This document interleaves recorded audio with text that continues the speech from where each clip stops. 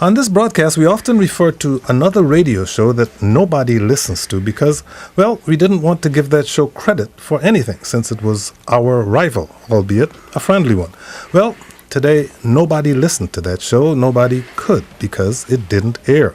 WTOP Radio, where it did air, parted company with host Mark Plotkin yesterday, which I consider a loss both for that station and for Washington. But it's probably not over for Mark Plotkin. He invented himself as a political candidate, reinvented himself as a radio personality, and we anxiously await his next self-reinvention. Suffice it to say that we enjoyed the competition.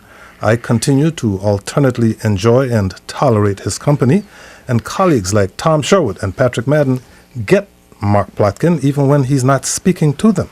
Tom Sherwood, what is there to get about Mark Plotkin?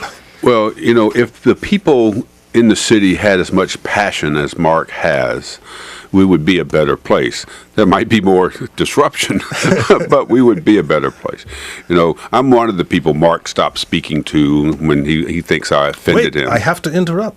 10 years ago. No, it wasn't 10 years ago. That was for Harry Jaffe. 15 years ago. No, 12 years ago, when this station had a 10th anniversary function for the aforementioned Mark Plotkin. I was a guest speaker. Tom Sherwood spoke at that function, and he said, I quote, Mark Plotkin has stopped speaking to more people than I have ever met in my life. That's correct. Now he's on the list.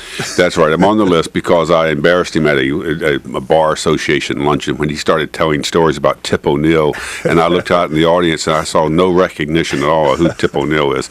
But in any event, I know I like Mark. He just doesn't talk to me. It's part of his personality. As you say in the Washington Post, Kojo, it's part of the package. He's passionate.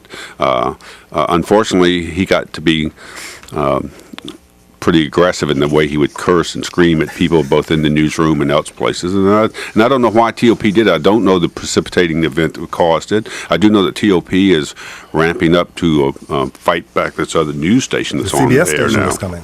Yes. So, I don't know. I feel sad for Mark. I hope he does well, but maybe now he can be a guest on this show. And Patrick Madden is one of the younger reporters entering into the reporting pool covering the District of Columbia. Apparently, you have not yet done enough to annoy Mark. No, I still.